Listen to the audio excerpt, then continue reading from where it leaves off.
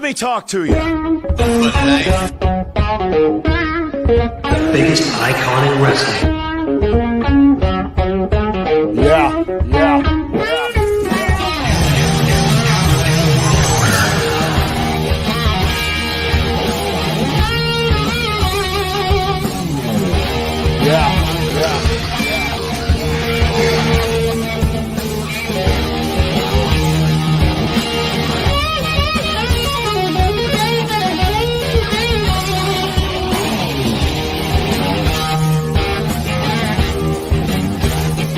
Yeah.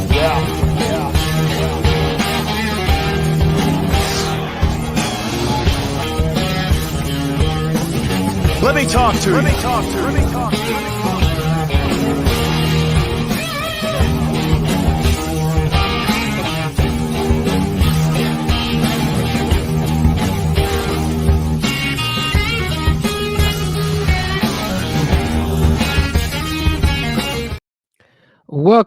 Welcome. We are live for Let Me Talk to You, episode number 27. My name is Frankie Fresco.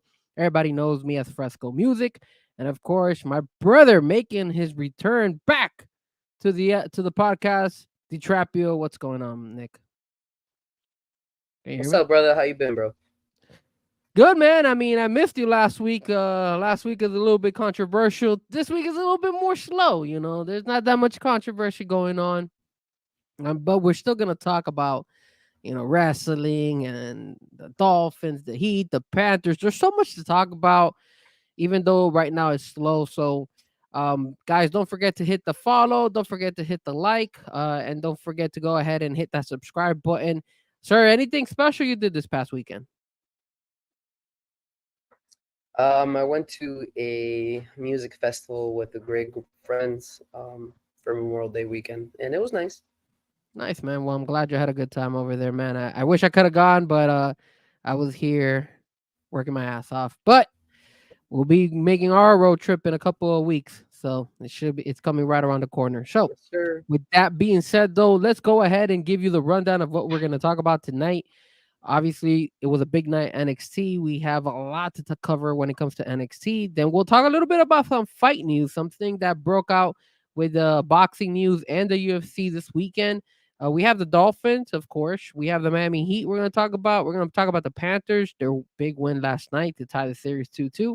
And some soccer news to end the show tonight. So I want to go ahead and obviously start off the podcast today with, of course, NXT.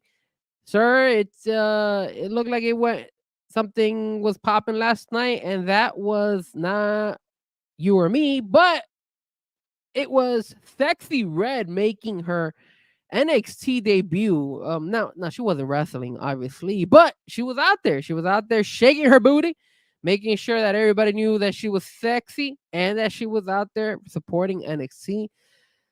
Talk to me, man. Did you get a chance to see some of the show? Did you get to see the highlights? And what you think about the WWE NXT bringing in a star like Sexy Red into NXT? And this won't be the last time we'll see her. She is now going to be the host of NXT's pay-per-view Battleground, which is taking place a week from Sunday.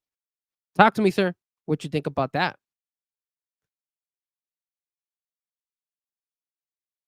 Can you hear me, sir? It looks like he's lagging a little bit. Yeah, I'm lagging a little bit. I guess my connection's not doing so well.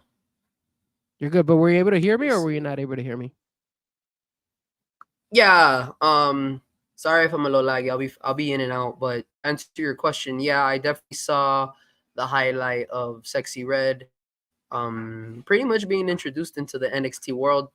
A lot of people know her. A lot of people were like, "Who is this lady?" But at the end of the day, this just shows you how Triple H and Shawn Michaels are open to, any famous person come in and really introduce the wrestling world, that it's not shy for any group of people, they're aiming for the hip hop lovers out there. So it's good that they were able to, do a collaboration with Sexy Red. Yeah, man. I mean, I think they did this mostly because Trick Williams is the heavyweight champion right now in NXT. So they were able to kind of collaborate. And right now, if you kind of notice, it's him, Lash Legend, that other guy, the skinny guy, Levons or Levons or something like that, the one who teamed up with Trick last night. He was out there as well. So there's a lot of the African community, African American community is standing out in the NXT world, which is amazing because they're doing a really good job over there in NXT. And then of course, they're not shying away from the hip hop world. There was a lot of hip hop references before, you know, years ago, and now they're bringing it back. And whoop that trick. If you kind of look at it, is from Hustle and Flow. It's not just something that Trick Williams came up with. So if you guys have ever watched Hustle and Flow, you would know that that's actually from that movie. Whoop that trick. That was a very famous movie that actually 3-6 Mafia won an Academy Award for that for the soundtrack of that actual movie. Yeah, they So that's did. a classic movie if you guys haven't watched it. 100%. And then on top of that, obviously she introduced the North American Women's Championship belt, which is going to be obviously competed at Battleground. And like I said, it's going to take place a week from Sunday. So we should be able to see who will win the NXT new women's belt, which should be fine.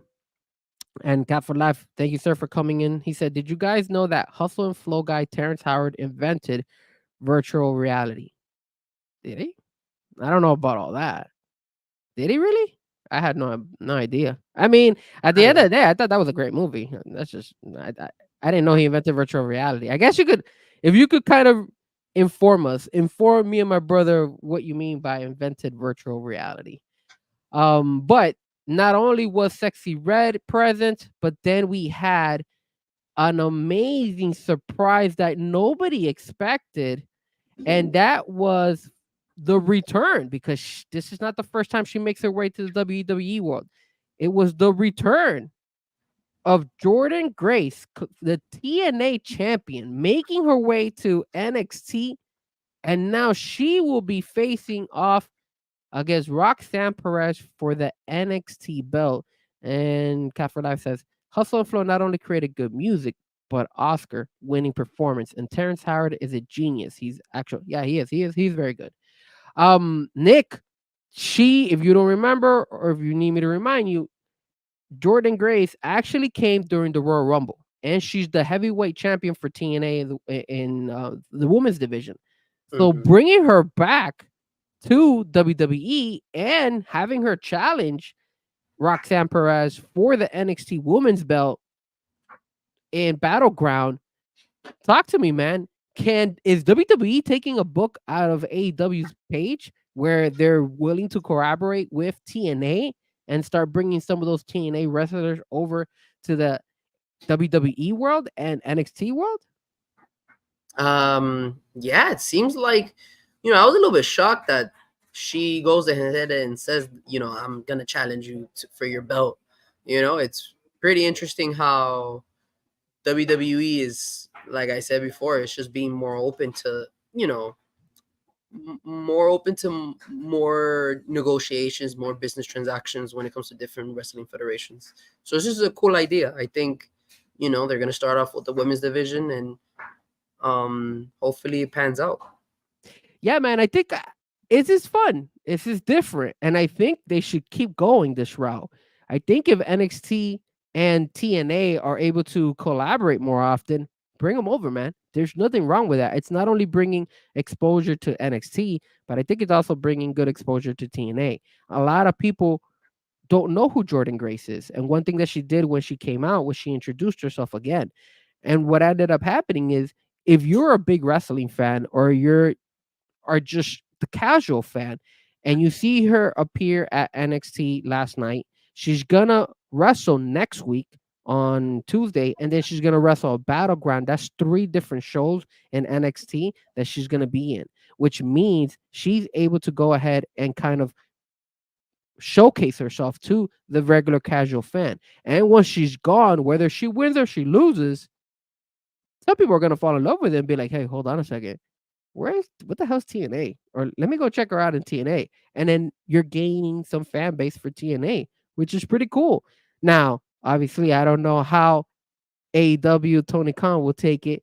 Eventually, you know him. He's the type of person who doesn't like those type of interactions with other organizations when it's not his company, AEW. But I think it's smart from NXT.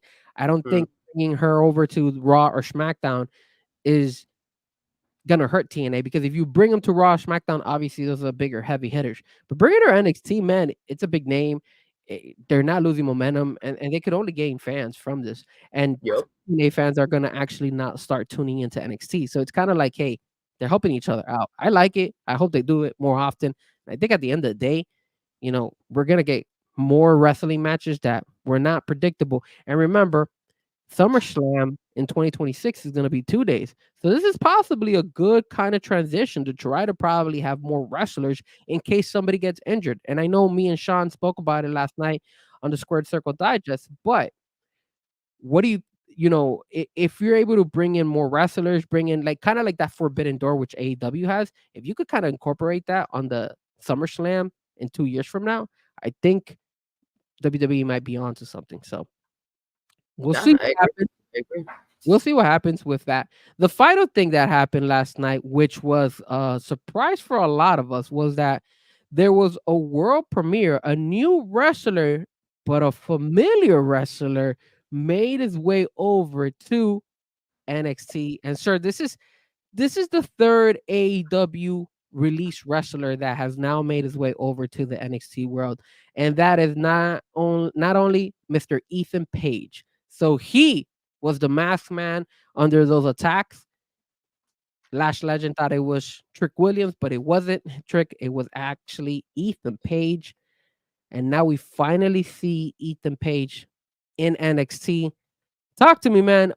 Do you think NXT is gonna be able to use Ethan Page better than what AEW ever used him? Um, it can go either or. WWE is a very structured system, and it's all up to the wrestler to really give that opportunity to him or herself. Um, WWE can do so much, but at the end of the day, we spoke about this a couple of months ago. I see AEW as like a farm type of system. So they're just farming these wrestlers and sending them out, and WWE is scooping them up. And AEW is showing, up and coming wrestlers, look, you come through us. Look what's happening right now. And they'll just name you wrestlers that are trying to be going into the NXT world. So I really hope it works out. I'm a big wrestling fan, so I just wish upon every wrestler a good run or a good journey. But like I said, it's up to the wrestler himself or herself to really spark up that fandom in NXT. But let's see. It's worked out for the past couple of people that have came in from AEW to NXT. So maybe he's next.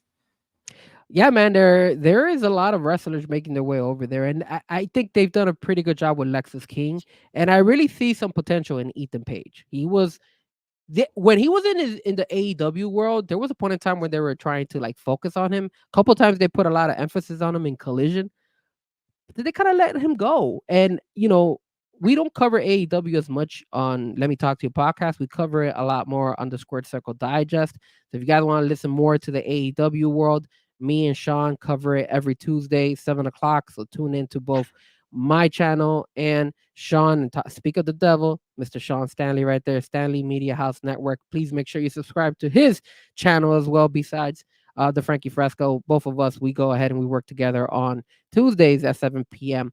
But I will say this, man. I think it's fun to see Ethan Page over there. I think he has a lot of potential to do really well for himself and eventually make it to the main roster. Out of the other guys that have kind of made their way over from the AEW world to the NXT world, I think he has the most potential. Lexus King has been pretty good, but there's still a little areas of opportunity for him. But man, to bring a heavy bless you, sir, to bring a heavy hitter like Ethan Page, I think it's good. And a lot of the NXT world, I don't know if you noticed, but when he showed up, they were a little bit confused. The fans were like, "Who the hell is this guy? Like, we don't know who this guy is." But then some people out there were yelling Ethan Page.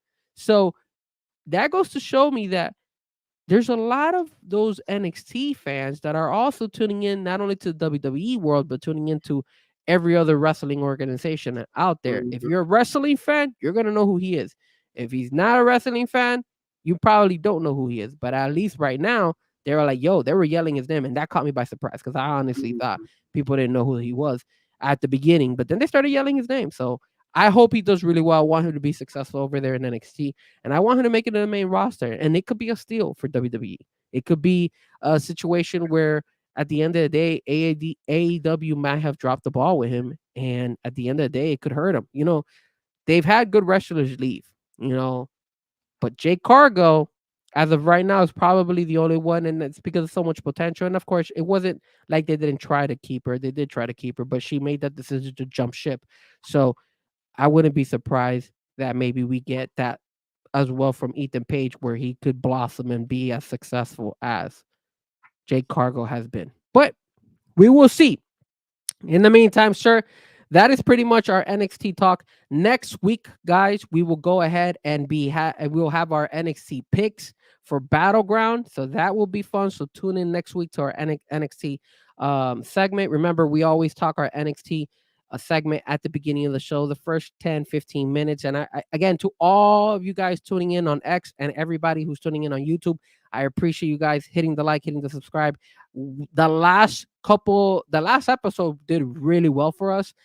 We grew as far as our subscribers are concerned, and we're getting more and more views. So man, I really, really do appreciate all you guys. And right now, once we hit 50 subscribers, I'm gonna go ahead and send out some stuff to some of the guys and gals that have been loyal to our channel. So once we hit 50 subscribers, I'm gonna go ahead and send something to you guys for all the support and the appreciation you guys have been doing to me and my brother, because we wouldn't be going on every Wednesday night, 8 o'clock, if it wasn't for you guys. But with that being said, of course, let's move on to the next segment. And of course, that is our most popular segment of the show, which is the Miami Dolphins. But and I actually forgot. You know what? Hold on a second, guys. And of course, I always forget this. I always make mistakes when this happens, so I apologize. Before we jump, let me go back to the wrestling ring because I do got some news to let you guys know. Because we're not only NXT fans, we're also UFC fans. And there is a very, very big card this weekend. If you guys did not know, ladies and gentlemen, it is UFC 302. And hold on, let me change this view here and see if I could bring it in. There you go. That view I do want to show because this, man, what a stacked card.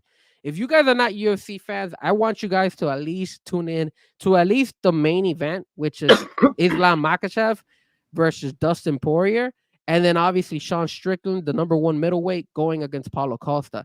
Nick, talk to me, man. Are you going to tune into this weekend, man? 302. It looks like it's a pretty legit main and co-main event fights. Yeah, definitely. I mean, Dana White had announced it, I think, earlier in April, how stacked June is going to be. So this is just one of 3 stacked cards that are going to be in June. So I'm ready, bro. I'm excited. Dude, okay, so let's run it down. So, and again, if I mispronounce some of these names, I do really apologize. I'll let you know who I know and who I think might win. So the first match is a welterweight bout, and it's Randy Brown versus Eliza Zaleski dos Santos. I don't know either one of these guys. Nick, have you heard of any of these two guys? I don't know them. No, I have not. No. I know the other 4 fights, but that Randy Brown and Dos Santos fight, I have no idea who those guys are. I don't know who those guys are, but if I had to pick somebody, I'm gonna be honest with you guys. I'll probably go with Dos Santos. That sounds like a Brazilian. So if he's Yeah, a Brazilian, he probably might win. So I'm yeah, gonna go with Dos Santos on that fight. Don't bet. If you bet, take it as a risk because I'm already telling you I don't know either or of these guys. But I'm gonna go with Dos Santos just because he sounds Brazilian. Then you got Cesar Almeida versus Roman. Oh man, Kopolov. Nick, talk to me. Do you know any of these two guys? I know Cesar Almeida.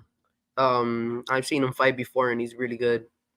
But Yes, let's see, same let's man. see I who Roman guys. I've seen Cesar Almeida también. I don't know who this Roman Kopolov is. Pardon my, unfortunate knowledge Pronunciation. when it comes to this, but and my pronunciation because I'm not sure if I'm pronouncing his name right. But I'm gonna go with my gut instinct. I've seen Cesar Almeida fight before. I'm gonna go with Cesar Almeida. Hopefully he pulls it off. If you guys know any of these guys, let me know because if you guys want to go ahead and chime in on the chat and let us know who you think is gonna win that fight, then we'll go ahead and make your uh whatever message on post up right in front of the screen. The next fight we have is Jolton Almeida versus Alexander Romanov. Sir, talk to me. Do you know any of these two heavyweights? I know Alexander Romanov. He's like a veteran guy. Yo, So that's funny that we both know that guy. Like the guys that we know, I know him. I really don't know who this Jolton Almeida. Maybe I have to look at his face to recognize him. I know he's ranked number 7 based on what it says here, but I don't know. I don't know. I gotta look at his face. I'm not too sure. But if I gotta pick somebody, Nick, who we're gonna pick? Romanov? Because we know him. yeah, yeah, bro. We Let's gotta go go, Roman. Roman. Let's go, Romanov. All right, so now let's go with the two fights that we do know who they are, obviously, and of course, is the co-main event: Sean Strickland versus Paulo Costa. Now, Nick, I know you know both of them. Who are you going on with this fight, man? Nah, man, Strickland, bro. Strickland is a sharp fighter. I know Paulo Costa has his Brazilian background, but Sean Strickland right now has been on super on point. So I definitely will go for Sean Strickland. You know, there was a point in time where Paulo Costa was riding a high, right? Oh yeah, yeah. Until Izzy whooped his ass and then kind of like insulted him by getting him and doing him dirty like doggy style and stuff. And ever since then, he's kind of gone downhill. Sean Strickland is solid. He is. I do believe his. I think, if I'm not mistaken, he did lose his last match, that he had. So I'm a little bit concerned about how he's gonna be for this fight because of the fact of how he did on his last. Let me make sure. Actually, no, he fought UFC 297. He was the main event. He actually won. He beat Duplessis. Oh, that was the upset with Duplessis because Oh, that was the Duplessis. Duplessis was the favorite in that card. I remember that. So yeah, man, I'm sorry. I gotta go with Sean Strickland. I think Paulo Costa is his time has kind of come up. I think he's more towards his end of his career. I don't see Paulo Costa doing that well. I know that Paulo Costa, based on UFC 2098, was his last match. He was the co-main event, and he lost to Robert Whitaker. So if Robert Whitaker beat him, I think Sean Strickland right now is riding a high, and I'm pretty sure Paulo Costa. I don't see him winning this fight. But now, sir, the main event: Islam Makhachev versus Dustin Poirier. This is the one that we all want to see, bro. Talk to me, man. Who you got, bro? Oh, bro, no, Makachev. Makachev right now, he has Khabib on his side as the corner man. So, bro, I'm good. He's whooping that ass. I'm gonna tell you something, man. Obviously, he does have Khabib, and remember, Khabib did fight against Dustin Poirier years ago, and Khabib dominated Dustin. But I've never seen Makhachev as great as a grappler as Khabib. I mean, he's really good. I'm not saying that he sucks. He's very good, but I think he's just like a little step lower than Khabib. This is his real actual, like, I don't want to say real test, but this is the fight where Dustin Poirier can really fuck him up. Well, look, I want you to know something. Dustin Poirier, he's a legend, right? I mean, he's 30-8. He's has over close to 40 fights, and he was not the favorite to beat Saint Denis last fight that he had. That was, I think, 299. Right? That was the upset. Everybody was saying, "Yo, why is Dustin Poirier fighting a guy who is an up and comer?" And Dustin is more of he's older. He's an older guy. Something is telling me that he's gonna upset, man, and he's gonna win this belt. I think it's always been like Dustin Poirier is the type of fighter that you never know what you could expect from him, and I have the gut instinct that he's gonna knock off Makhachev. I think Makhachev is gonna try to take him down. I think Dustin is gonna grab him, like not grab him, but hit him right as he's taking him down and wobble him and then knock him out. I just, Dustin always has that power. Makachev has power, but not to the strength of Dustin Poirier.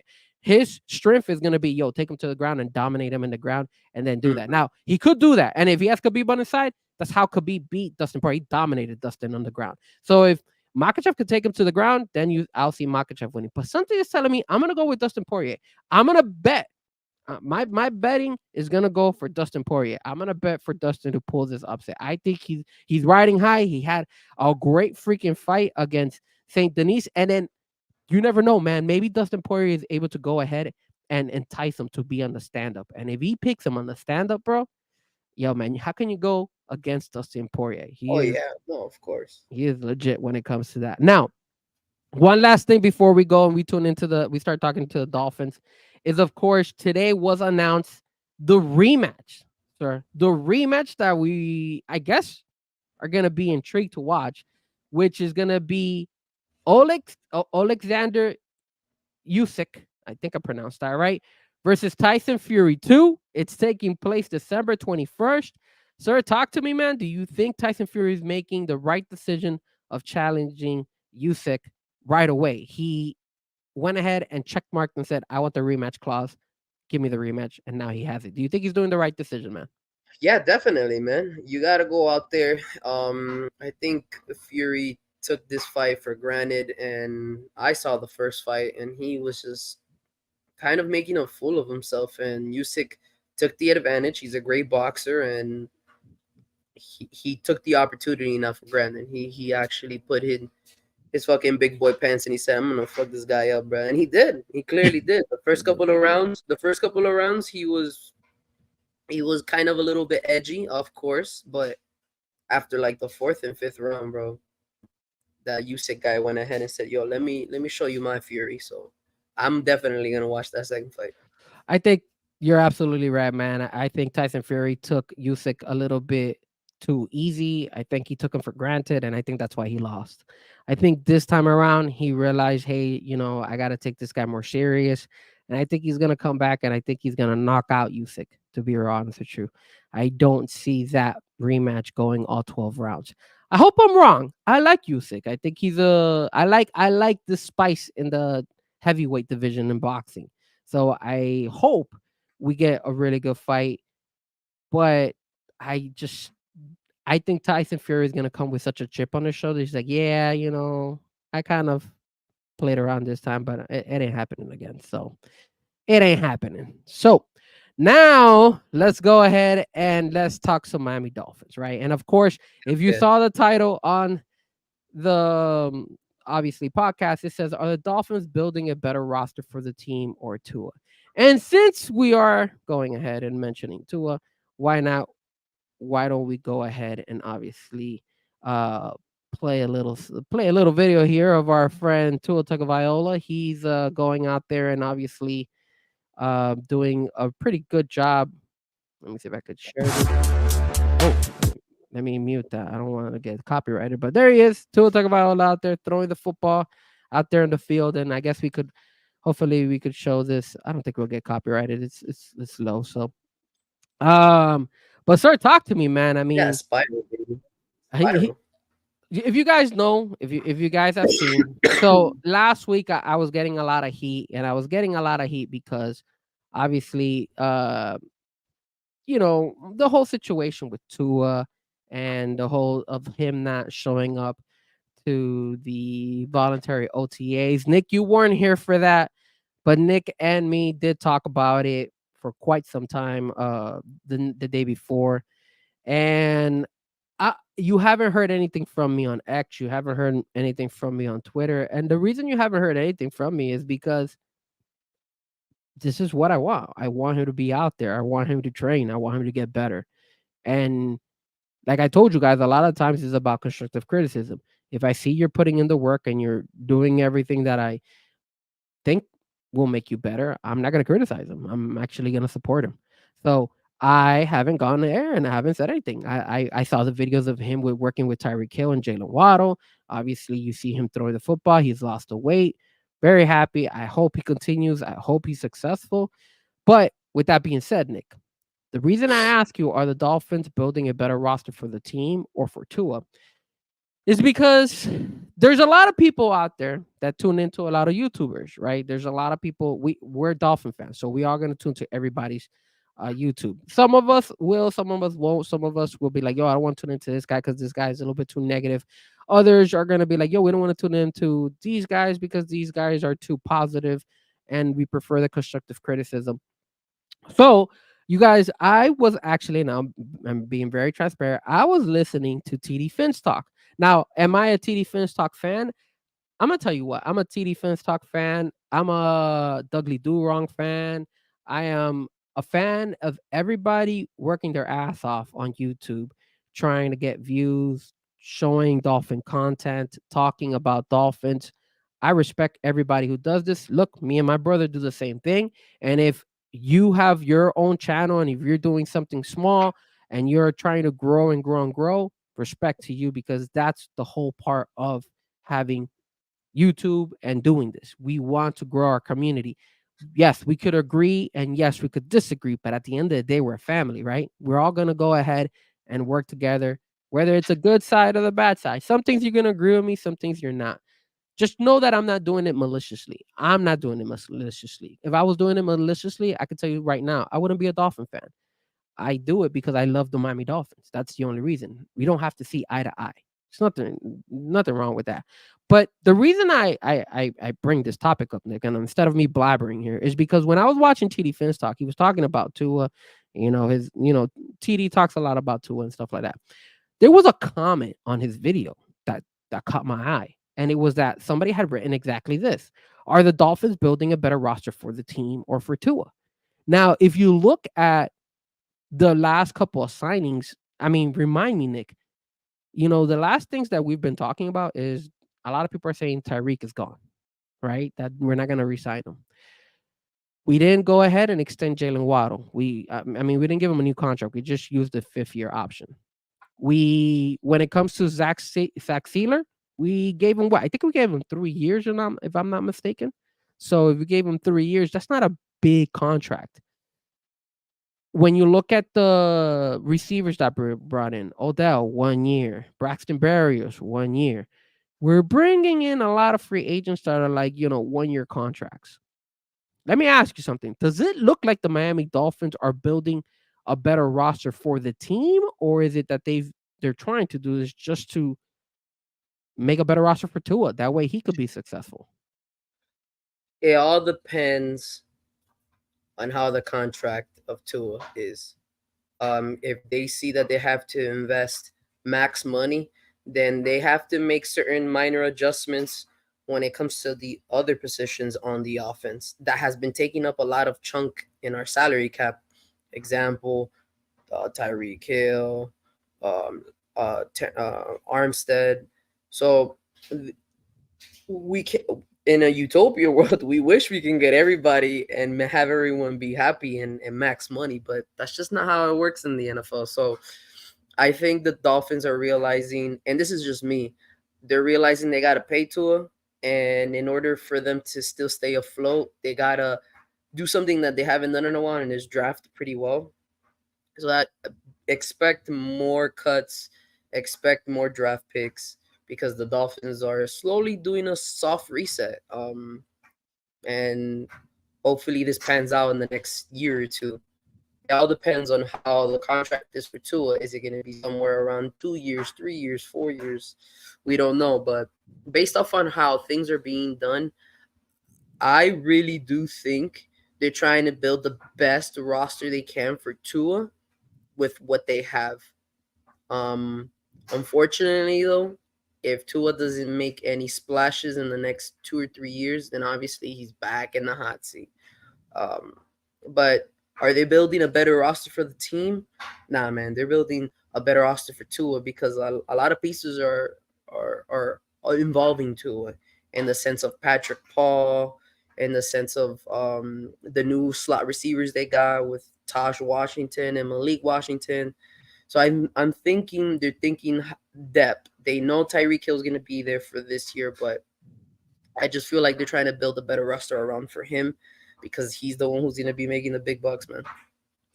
Well, Sean just wrote something that's interesting. He said, "You just said we are all Dolphin fans, which we are. If they make the team better for Tua, isn't that making the Dolphins better?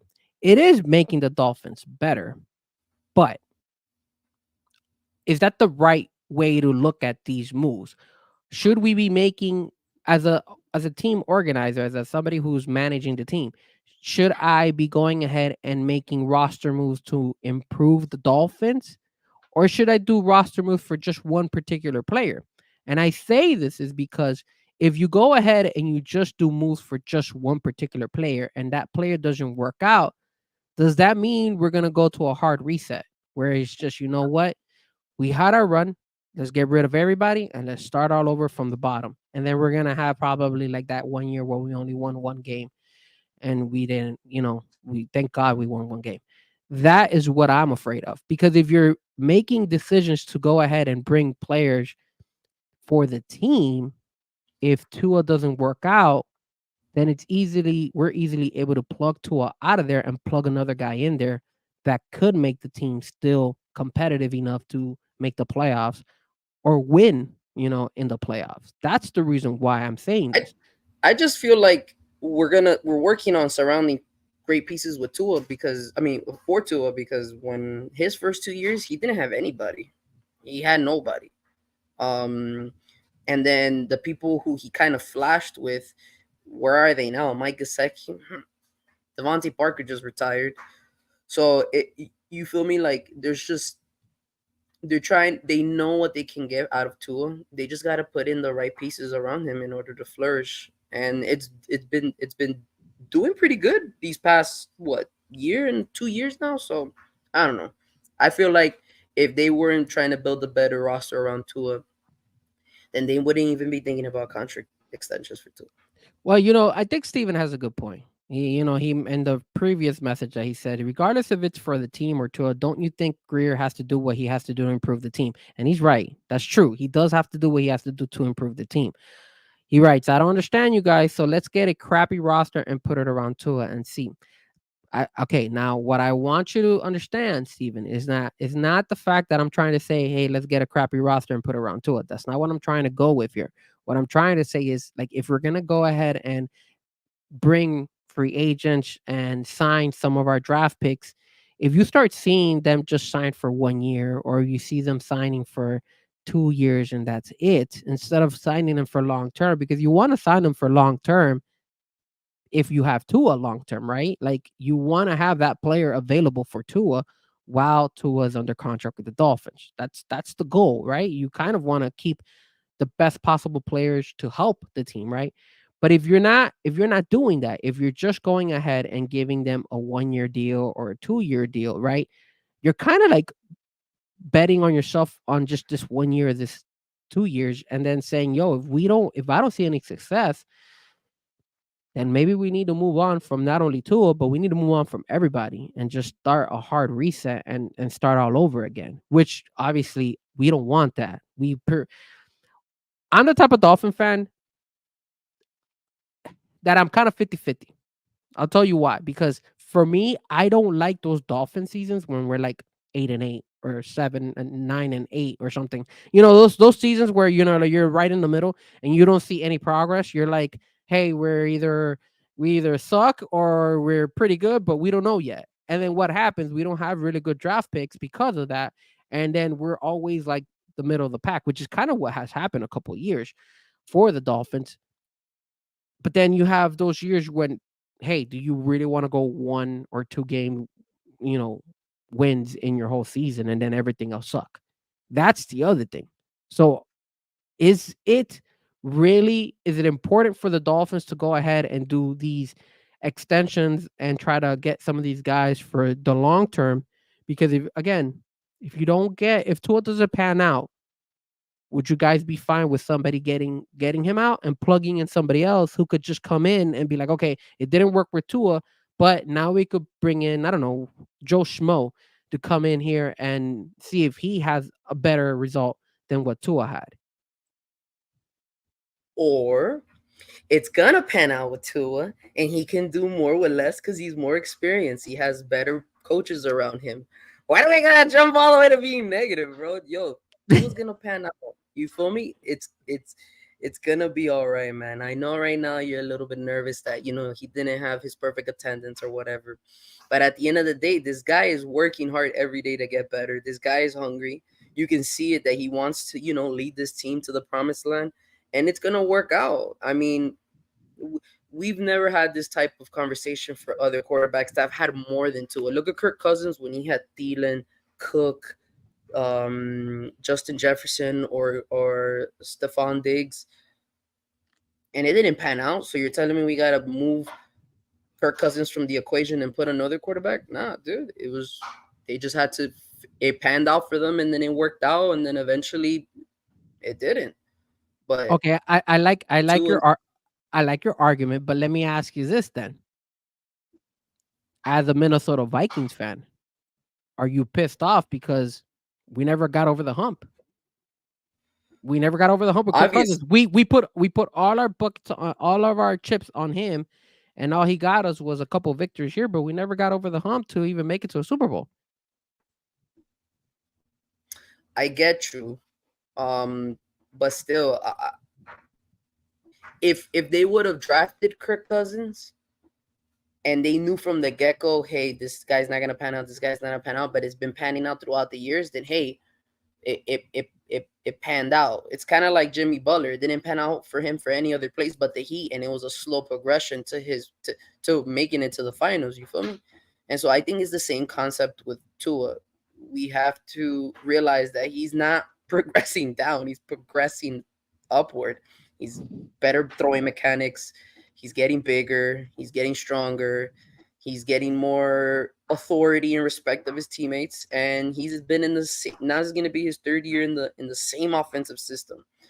So will the moves that the Dolphins did this year and ongoing, has it improved the offense? I think so. Um, it's improved in the sense that what we've lost hasn't been such a big margin. You get me? I get that, Austin Jacks, I'm sorry, Robert Hunt was a big piece we lost, and Connor Williams. And I know Armstead, this is probably his last year, but we've been developing, and we've realized that Butch Berry has that magic to kind of plug and play any new or up and coming offensive lineman that fits this system. I like it. I like it. I think the Dolphins have gotten better offensively. You could tell based on the statistics, so I can't argue with that. My only concern is, again, what we've always talked about, and I've always informed you. My concern is at the end of the season, when the moment counts, are we going to get something from the Dolphins that's different? And again, this year with the schedule, it doesn't favor us that much that we have obviously the bye week. I believe it's week 6. Yeah. So, a lot of the things of the injury guys and obviously cold weather because we're gonna have to play Green Bay over there in November. So I do feel that the offense has improved, but again, my concern has always been, hey, is this team gonna finally make that turn, to the next level? I think that's one of the reasons why we always have an argument, me and you, because, I'll ask the chat this. So me and my brother went ahead and had like a 2-hour conversation on a discussion, a debate, not an argument, but more of a debate. The Miami Dolphins. If you listen to my rant last week, I basically said that I felt like this team's the roster is very strong. That I feel like maybe it's not as strong as last year, but offensively, this team is still very strong. And my expectations on them are very high, especially since we've gone to back-to-back Super Bowls, because technically we may have our franchise quarterback now. We have 2 legit wide receivers. Now we got a third one. We got 2 solid running backs. And what me and my brother did was I started comparing him not to Patrick Mahomes, but I started comparing the Miami offense against the Cincinnati Bengals offense. And the reason I did this is because I said to him, hey, look, if I'm a Cincinnati Bengals fan, I'm going to be happy with them because they made it to the Super Bowl. But if you look at their offense and you look at the Miami Dolphins offense, talent wise is kind of the same. But we've only gotten to the playoffs while the Cincinnati Bengals have made it to a Super Bowl. So you could understand my frustration of why, hey, the Dolphins are not, you know, taking advantage of their talent or should be doing much more better than what they have. You understand me? And we started comparing receivers. If you kind of break it down, right? If you look at they had offensive line problems since the Dolphins have had offensive line problems. They had a good running back T Higgins, not T Higgins, this guy. Uh talk to me, Nick. Remind me the running back. Oh man, I haven't taken my Joe tongue. Joe Mixon. We have Raheem Mostert. Pretty equal guys. Tua Tagovailoa, Joe Burrow. Obviously, Joe Burrow's a little bit better, but you get what I'm saying. Tua's no scrub either. He's there. Jamar Chase, Tyreek Hill, T Higgins, Jalen Waddle. Now, when we actually compared the third string receivers, right? It was Yeah, it was Cedric Wilson Jr. compared to Tyler Boyd, which is miles better, but So if you look at it, right? If you look at that, and then tight end wise, we did have Mike Gesicki at one point in time. I think I don't remember who their tight end was, but when you look at offensively, and I'm just talking on the offensive side of the ball, not the defensive side. The defensive side is another thing, but at least offensive, because defensively they're both pretty equal. Let's keep it real. The Dolphins are not bad, and neither are Cincinnati. But offensively, they both have the same type of talent around them. You could understand my frustration as to why I feel like the Miami Dolphins should be doing better, or at least should have been doing better than what they've done recently. Don't you think, Nick? yeah, I mean the expectation is very high, especially when each season you can see the opportunities, and sometimes we just kind of fumble the bag. Yeah. And now, Cat for Life, do you guys think we'll have more injuries at quarterback like we did last season? I'll let you answer, then I'll give you my answer. What do you think, Nick? Do you guys think we will have more injuries at quarterback like we did last year?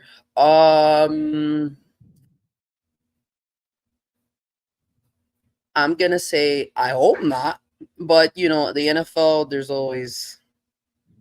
always gonna be injuries in play. So I mean, the goal is to have everyone healthy, but the real question is how many quarterbacks are gonna get injured like how they did last year. You feel me? Like, are we gonna get Joe Burrow injured again? Are we gonna have maybe Patrick Mahomes gets injured? Like every year there's always that one quarterback that you're like, oh man, I can't believe they kind of went into this injury bug. Well, to Especially answer that the AFC is stacked this year, bro. So AFC is just crazy stacked. the question, like, I'll go back to it. Do you guys think we'll have more injuries at quarterback like we did last season? So I'm gonna treat that question when it comes to the whole NFL, not just the Dolphins. Um, when I look at how many injuries there is, I mean they've added more games, obviously. Offensive linemen are a little bit harder to find in the NFL. And like what my brother said, I think the AFC is way, way more harder than the NFC. I think the Dolphins would have already won a playoff game if they were in the NFC instead of the AFC. Is there injuries? I think so. I think you're gonna see. I mean, I don't wanna wish any injury on any quarterback. But No, if man. you look at Joe Burrow, he suffered injury.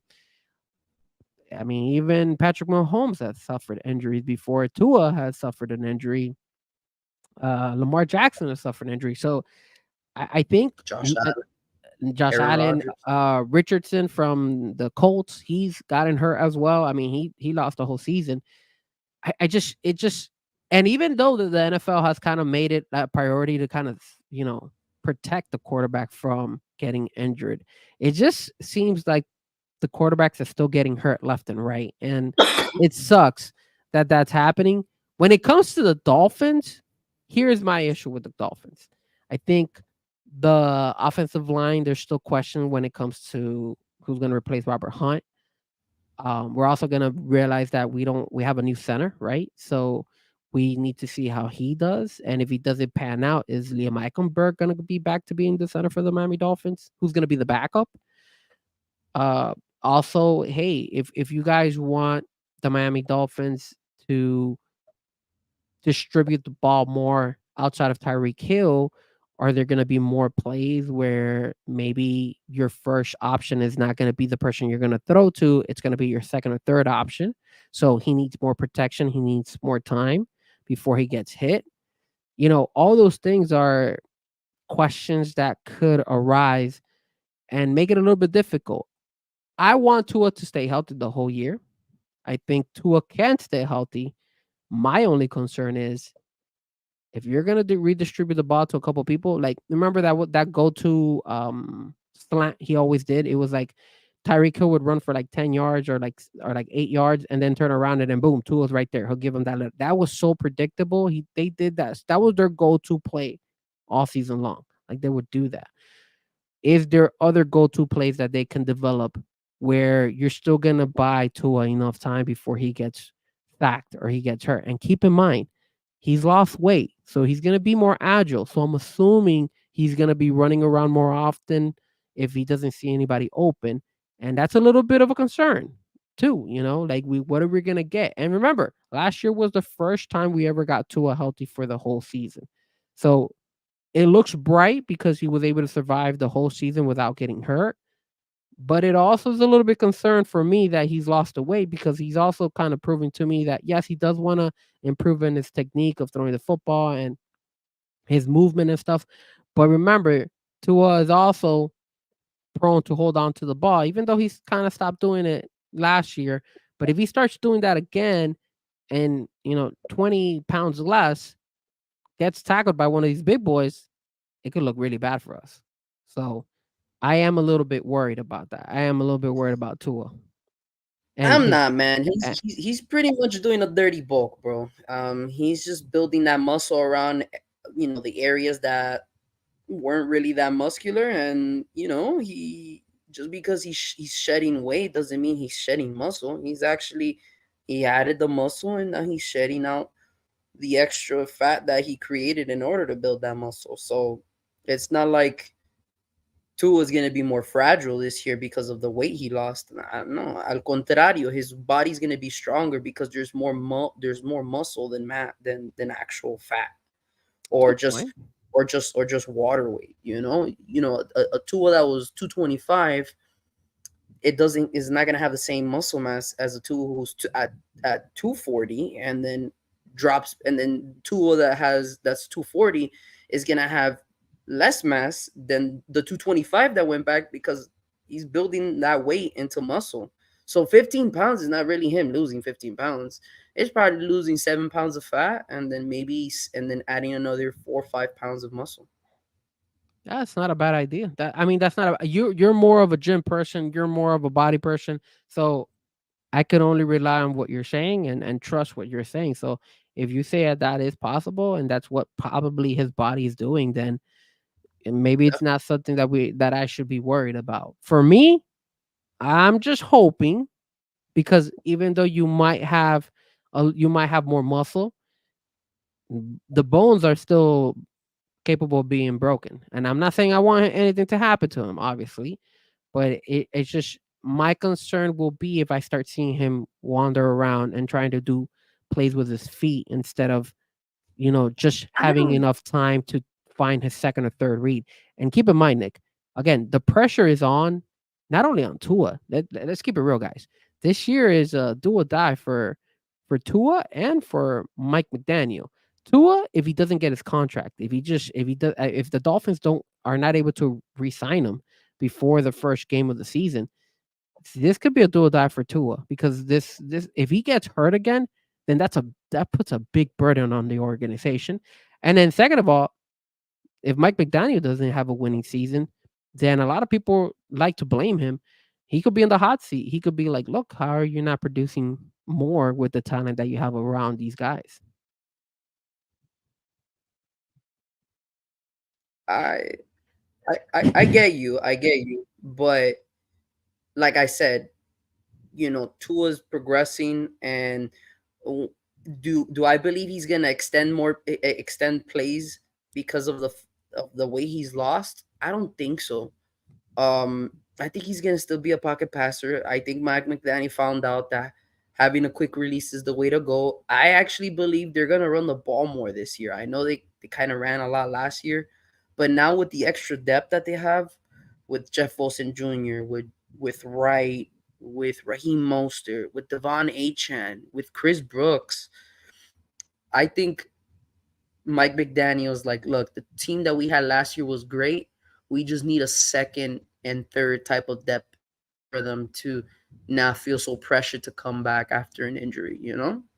Well, And OBJ said it. He's like, yo, I came to this offense because he even said it on his interview. He's like, there was about an hour or two tape that Mike McDaniel showed Odell where Kansas City was pretty much double teaming Tyreek and Jalen Waddle, and that's it. And it comes to show you how Tua.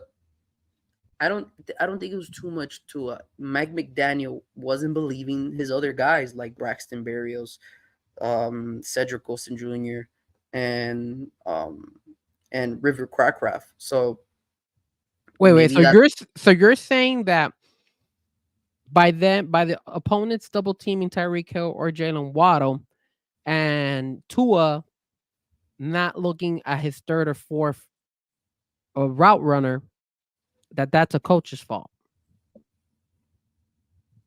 not it's not his fault because he's not the one who needs to decide what to throw the football. But Okay. it is his fault for not giving Tua the confidence to be like, look, man, you don't have to always pick Jalen Waddle and Tyreek Hill. And I think that was the problem um with Mike McDaniel, and that's what made him seem like, yo, what are you doing out there, Tyreek? You feel me? So, am I blaming on Mike McDaniel? No, but you are the guy who's telling them, hey, you have the green light to go ahead and do what you got to do, because we already know that Tua is not the type of guy to grab his cojones and be like, I'm not gonna do this play. I'm gonna do this other play because I see a better opportunity out there. Okay. I respect that. No doubt said something here, and I wanted to kind of pick your brain on this one. He said the story can play out for everyone though, and he was mentioning towards the obviously the quarterbacks getting hurt, but this is what I want to get your opinion. It says QB goes down this season and we're done, and then we had some other people go ahead and say, hey, no doubt, like Sean saying 100%. Now, first and foremost, I'm gonna answer this one, and then I'll let you answer, Nick. First and foremost, stop trying to put words in my mouth, Mr. Sean Stanley. When you write things like this, it's not that I sound like I don't want that to happen, which you're making it seem like I want Tua to get hurt. That is not what I want. And I hate when people start putting words in my mouth. I never said that, nor do I hope that. In order for the Miami Dolphins to be successful, you need to have a quarterback, a healthy quarterback. Whether it's Tua, whether it's Mike White, whether it's Skyler, I don't care who it is. I want them to win. If Tua is the one that gives us the better chance to win, then obviously I'm going to be 100% with Tua. Second of all, I've already mentioned this to you guys plenty of times. You know, I've never had beef with Tua. Like right here, right here, that's my Tua cards. If you look at the intro, when you saw the intro, go back and rewind the intro. You'll see that one of the intros, it has Tua Tagovailoa when he got picked. Again, like we're not, and it created these intros. I created this stuff. So it's not like I hate Tua. I hate that you guys assume that I hate Tua. The problem, the issue here is I expect more from him, especially this being his third year. Now, do I think the Dolphins will go to the shit show? Like there'll be a complete failure if the quarterback goes down? I wouldn't say no. I don't think so, man. I don't think so because I honestly feel that our coach has a system in place for if your main quarterback goes down, the next guy up is serviceable. And I honestly feel that if Teddy Two Gloves is Mike White better than Teddy Two Gloves, I believe he is. Is Skyler better than Teddy Two Gloves? I believe he is. As a matter of fact, when you look back and Tua didn't play the playoff game 2 years ago and we had Skyler, we were in a dogfight against Buffalo. So I'm not gonna go out on the limb and say, "Yo, our season's over because Tua went down." Is it gonna be a little bit more challenging? Of course it is. I honestly feel it will, but I don't think the season's over. I think if you put in Mike White in there and he gets more reps, remember he's not always working with the first team; he's working with the second team. But if let's say Tua goes out for more than 1 week, and you have to start relying on Mike or on Skyler, I'm not gonna go ahead and just jump the gun and say the Dolphin season's over. I still think Dolphins have a very good shot at being competitive and winning at least 10 or 11 games. And I think that's at least winning 11 games. I think it gets you in the playoffs. What do you think, sir? If Tua was to go down this season, is the season over? No, the season's not over, sir. Um, as a true Dolphins fan, man, I always gotta believe. But the system and the players are built to play with a left-handed quarterback. So to go ahead and start switching things up with a right-handed quarterback, it kind of confuses things. And so that's where you have to kind of start from, not from square one, because like you said, Mike McDaniel tends to make these drills not only for the first stringers, but you know how sometimes these traditional practices is, hey, first stringers go with first stringers and second stringers with second and third with third. No, you got third stringers playing with first stringers and like that, just to have the camaraderie already in place in order for events like that to happen. Mm. Well, no doubt is one that says, "Hey, sorry, Frankie, not buying that." I believe the gap between Tua and White is massive. I don't know about all that, man. I think what Mike McDaniel would do is he would change his offensive system. I think what Mike McDaniel that's why I like Mike McDaniel a lot. I think he's gonna do whatever he needs to do to get the best out of the quarterback that he has in place. I think he did that with Skyler.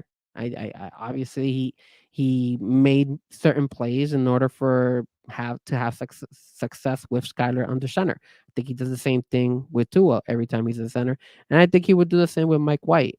Because if you keep just going ahead and using the same system for Mike White, and you see that Mike White is not working, I have the feelings Mike McDaniel is going to make the necessary changes to make the offense productive and not continue to lose. Because again, like I told you, it's all on Mike McDaniel now to produce. You've given us 2 years of back-to-back playoffs pretty much with the same roster. This roster again is pretty much the same, and there's still high expectation because a lot of people are saying that Anthony Weaver is going to be a good defensive coordinator. A lot of people are saying that we've upgraded in certain parts. Our cornerback situation, even though Xavier Howard is gone, we picked up this kid. He's not that bad. We still don't know about Cam Smith. Maybe he'll pan out and he'll be a strong CB. We have Poirier now as safety to go with Javon Holland. So we don't have such a huge drop off. The only thing would probably be Christian Wilkins. That's the only one that's a little bit rough. Benito Jones is not to the same level of him, but you never know. But that's what I'm trying to say. Like at the end of the day, I don't want to go ahead and jump the gun and say that this team would just lose and not be successful if they were to lose their quarterback. Um, let's see what they say here. Cap, you are hilarious to get Reason. Oh yeah, because I thought Cap was going after Reason. And Reason is another guy that I tune in from time to time. Sean writes the gap from the starter to backup is huge for every team. I wouldn't say that, Sean. I wouldn't say it's a huge. Again, here's where your head coach comes in place. If you have a solid coach, you can make do with injuries.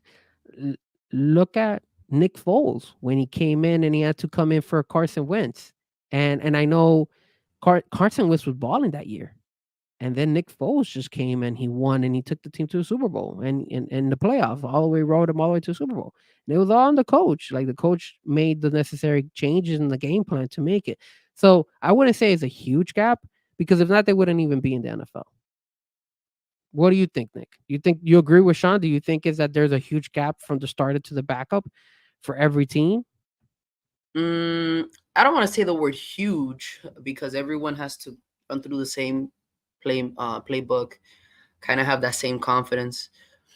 But we do, but we when last season when well, luckily not last season, but the seasons that when we've seen Tua go down, we have seen a significant drop.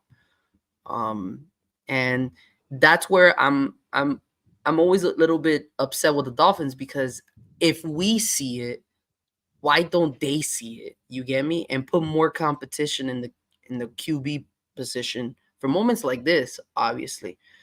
But I have to agree with Sean that there is some sort of gap between the backups, and I only can speak about the Dolphins. And from the looks of it, it kind of is a big gap between, Mike White, Tua, Well, we or haven't seen Mike White have play to that jump in. much. Yeah, we haven't. I mean, we've seen him in the preseason. Yeah, he's thrown some picks in the preseason. I remember he threw a pick last season. But But like Skylar Thompson, when we saw him play against Buffalo, Skylar didn't do anything, bro. It was all the defense that was holding it down. he also didn't. We were more competitive though. What was Skylar Thompson's numbers in that game? We actually had a shot to actually win that game. We didn't get Yes, blown out. So if no. you're looking, so if there's a huge gap between one and the other, he had to have done something. I know the Uh, defense. I know the defense stepped it up. But the defense was I mean, the huge. defense had what, two interceptions and a forced fumble. Mm, And what did Skylar Thompson do? He threw like 150 yards and like a touchdown at the end from with Mike Gesicki or some shit like that. let me see. Let me take a look at Look this. at you don't remember the Jets game? The Jets game when Tua was out and we had to go against the Jets here at home and we won 6-9. It was a So so field goal game. so check this out. Well, that's true, but we also had a field goal game with the Dallas Cowboys. Skylar Thompson that game went 18 for 45. He had 220 yards. He had one touchdown and two interceptions. Josh Allen went 23 for 39. He had 352 yards. He had three touchdowns and two interceptions. So it wasn't obviously Skylar's best performance. Now, do keep in mind he was a third string quarterback. Obviously, we could tell now that Skylar, as a third string quarterback, he probably ain't gonna be a first string quarterback. We didn't know that, so there is gonna be some gap between one and the other. But I wouldn't go ahead and jump the gun and say it's huge. I wouldn't say it, even though numbers don't lie. But still, like I wouldn't be if I'm looking at that playoff game, right? Let's do this then. Miami versus KC stats. And and let's see what we have here. This was no, this wasn't the game.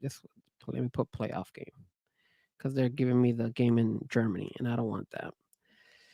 Okay. So the final score between Miami and the Kansas City Chiefs was 26 and to 7. All right. Both games were in cold weather.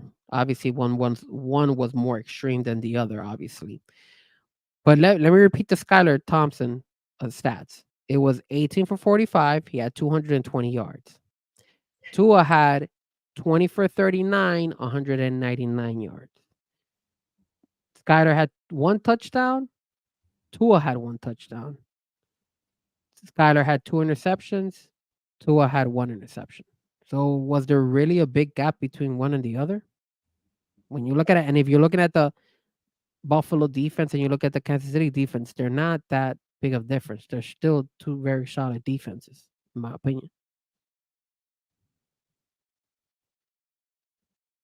So you're saying that Skylar Thompson is not that far away from Tua?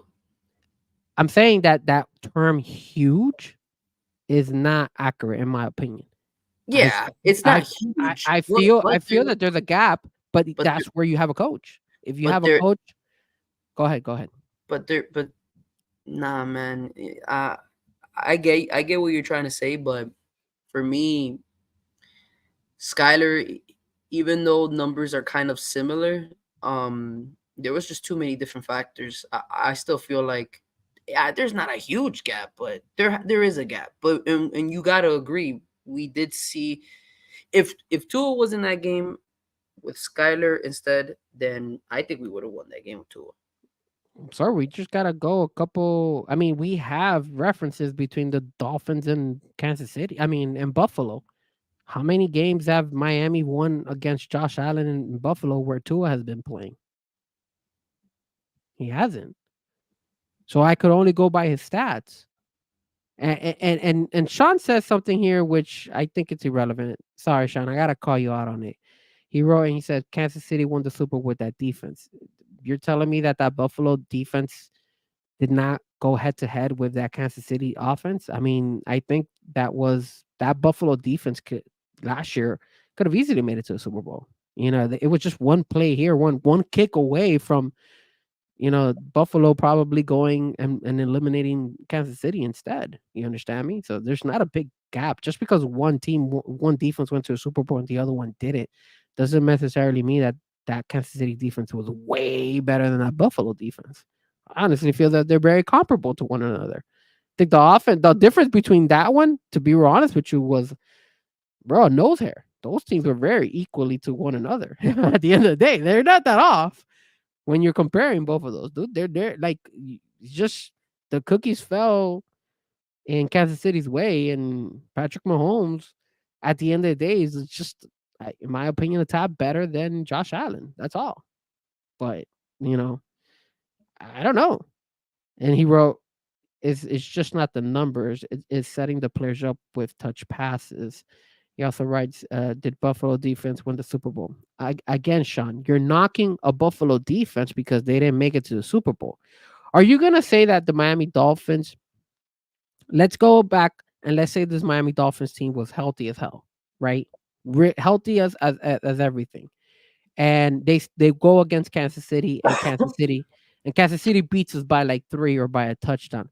Are you gonna go ahead and tell me, yo, the Miami Dolphins defense is not a Super Bowl defense just because they didn't make it to the Super Bowl? No, man. I mean, at the end of the day, their Miami defense, if a healthy Miami defense could go up against anybody, in my opinion, they're a Super Bowl caliber defense at the end of the day. So I don't get your point. I'm not gonna go ahead and say the Kansas City defense is 20,000 times better than everybody else's defense. I'm sorry, just because they won a Super Bowl. There's different factors as well. I mean, at the end of the day, I mean they're good, but they're not levels above.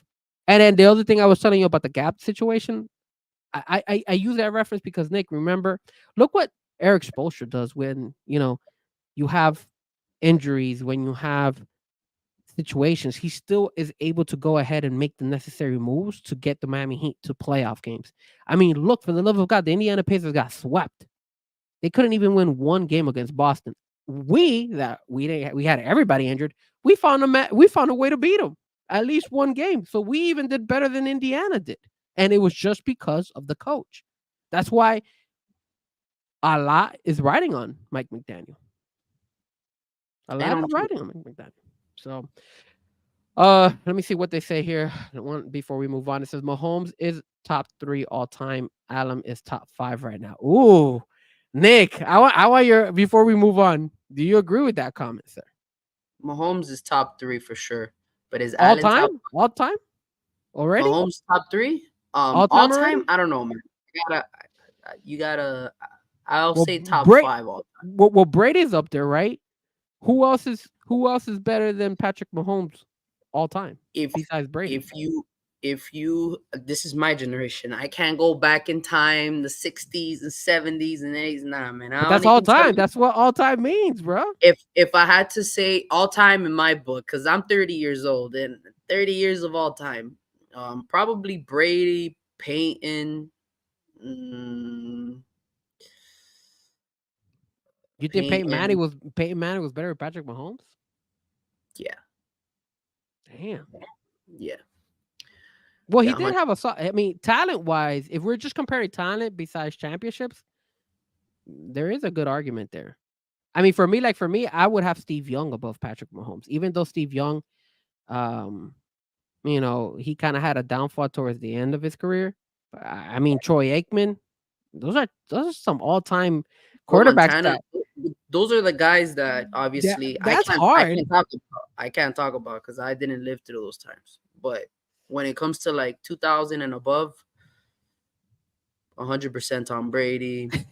Did you read this? Sean Stanley, always you should run for president. You're so good at taking text and making your point. Kudos, my man. Sean, sir. Stick to wrestling, sure. How about that? Stick to wrestling. This guy's trying to paint me as the enemy here. That I'm just giving, just because I prove a point that is correct, or at least it favors my argument, doesn't mean that I'm twisting it and turning. I'm actually going ahead and giving you, responding to you. I just look at it, think about it. Like, how are you gonna go ahead and say that? I'm not gonna go back. We're not gonna go back. But you know what I mean, Nick.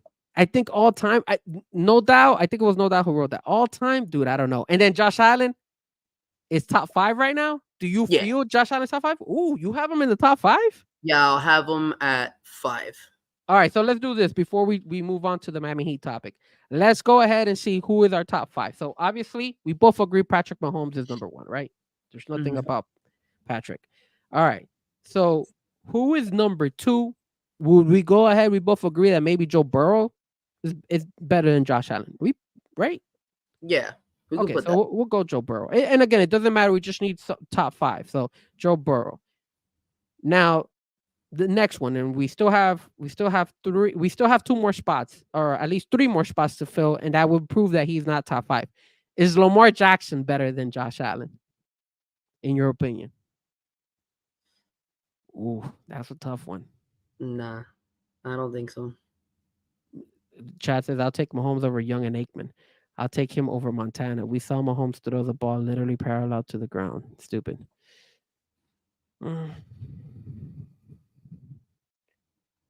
Is Lamar Jackson better than Josh Allen? You say no.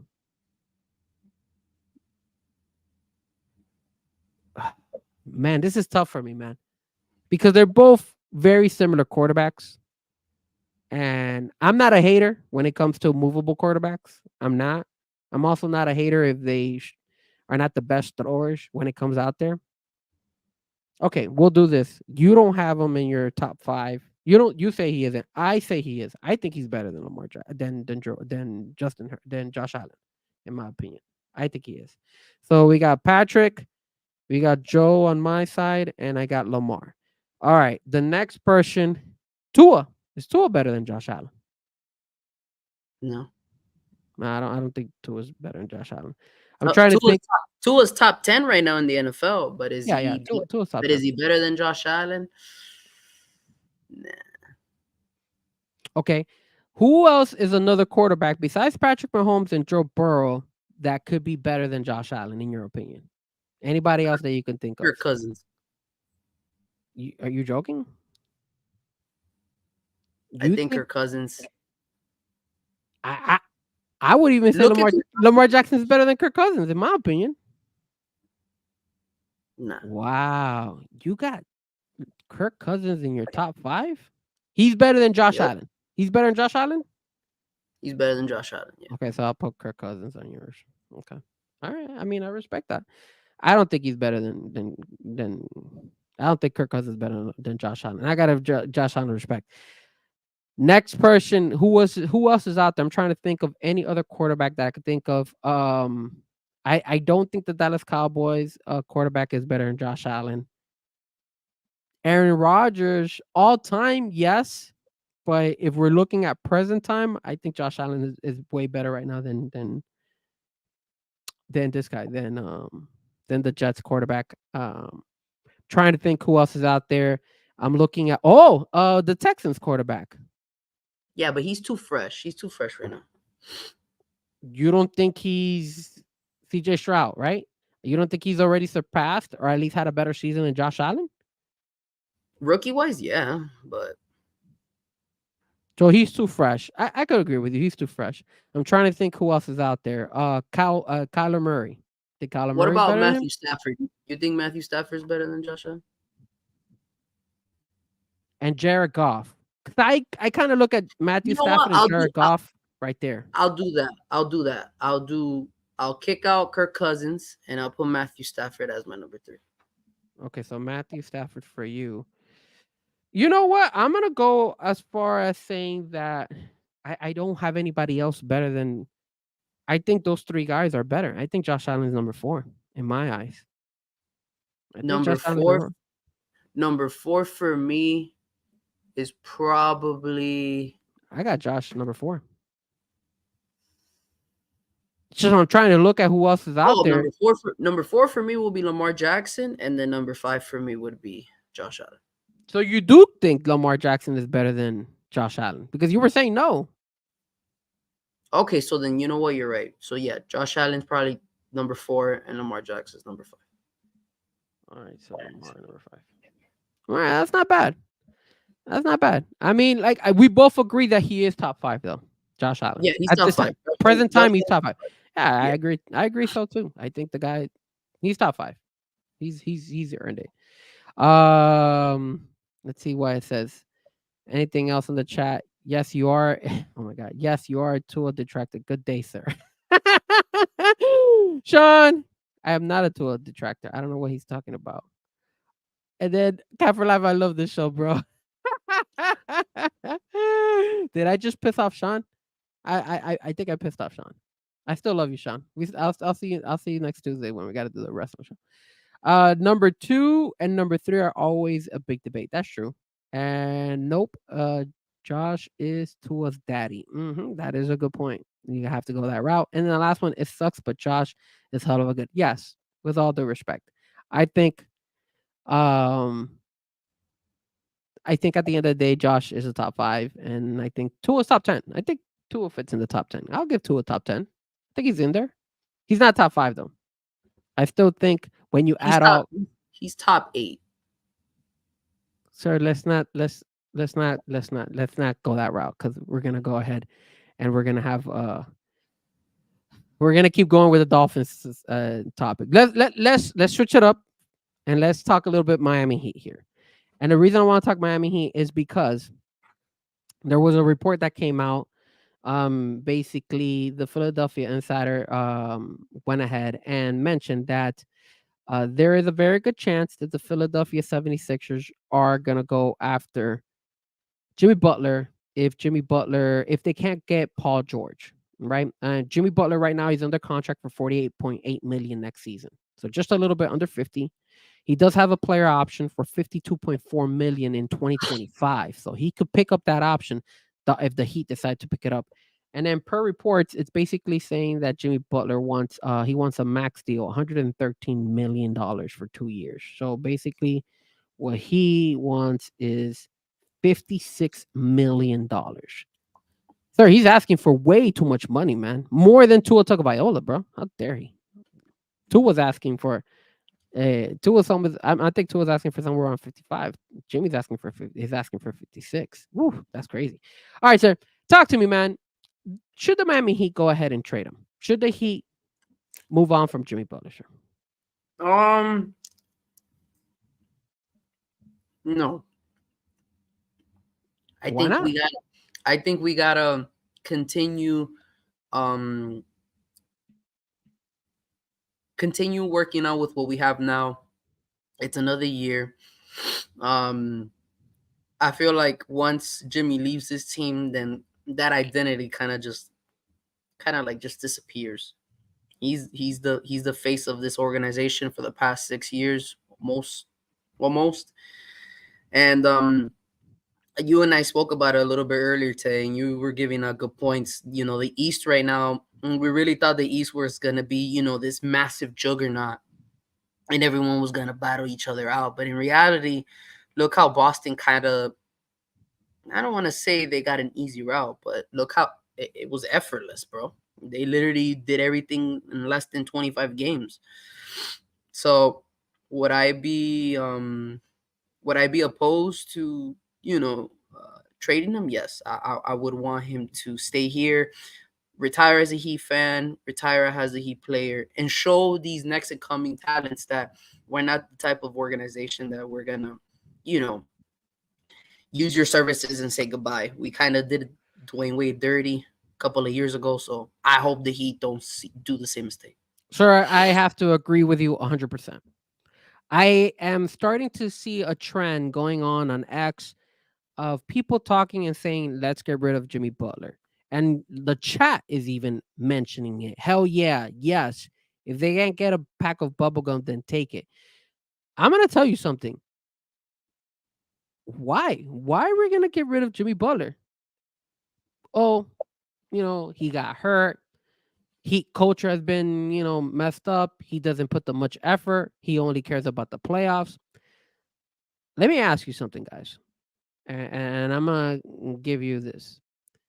If you look at the Indiana Pacers, Indiana went to the Eastern Conference Finals. They beat a New York Knicks team. They had to go Game 7 with the New York Knicks. The Boston Celtics swept the Pacers, bro. They swept them. So you got the Pacers getting swept by Boston. The Knicks had to go 7 games against the Pacers. And the Pacers also went ahead and, if I'm not mistaken, they were the ones who eliminated Milwaukee in the first round. Is there really such a big gap between the Miami Heat and the Boston Celtics in the East? Is there a really big gap between the Miami Heat and the New York Knicks? Is there a big ass gap between the Miami Heat and the Milwaukee Bucks? Is there a big gap with any of these teams in the East? I don't think so, man. I really do not think so. I think the Miami Heat are still contenders. And if you're only going to use Jimmy for 2 more years, I still think the Miami Heat have a very good run in them to win or at least make it to the finals and compete against somebody in the West. Now, you could go ahead and you could counter me and say, hey, Frank, what's the point of the Miami Heat making it to the finals if they can't compete against the West? I wouldn't say that because Scary Terry, if he gets more playing time, if he stays healthy, he could be another vital asset for the Miami Heat. If you have a Jimmy Butler who's healthy, if you have who else was that? Josh Richardson, who I thought, he's not a big guy, he's not a big role player, but coming off the bench, he helps the point guard position.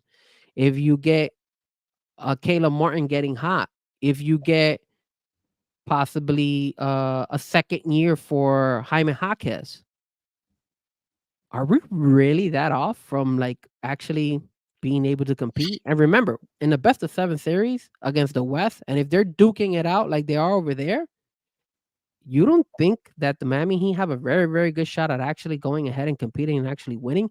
I mean, we had Juan a couple of weeks ago, and Juan had a very good point. He said, yo, the Miami Heat just need to get bigger. Just get a big center to help them out.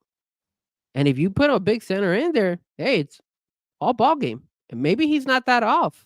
Maybe at the end of the day, he probably is actually right. If we could get a center, it doesn't have to be a badass center, but somebody who could compete with some of these big dudes that they have over there, I think the Miami Heat have a great run in them. I don't see it. I don't see it. Sean says, if you can get the package with Donovan Mitchell, he gone. The Celtics got the Heat run.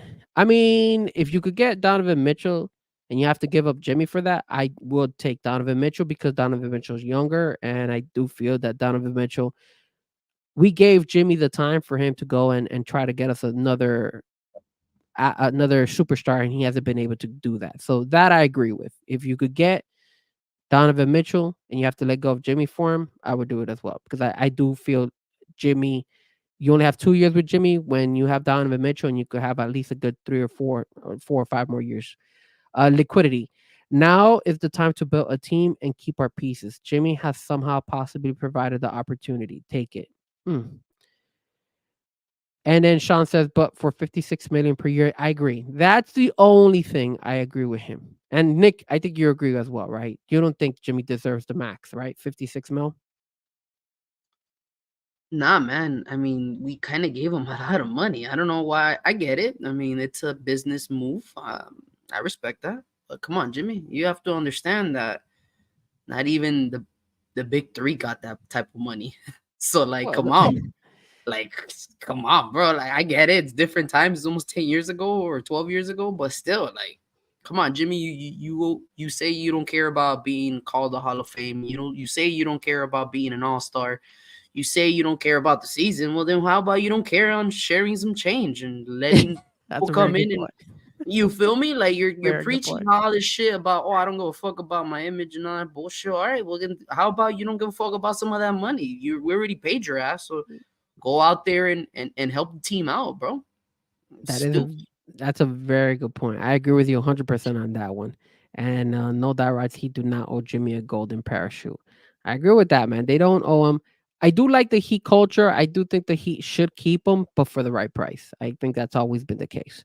All right, let's go ahead and talk a little bit about, of course, the Florida Panthers. Last night, we finally beat the Rangers. We finally were able to win in overtime, dude.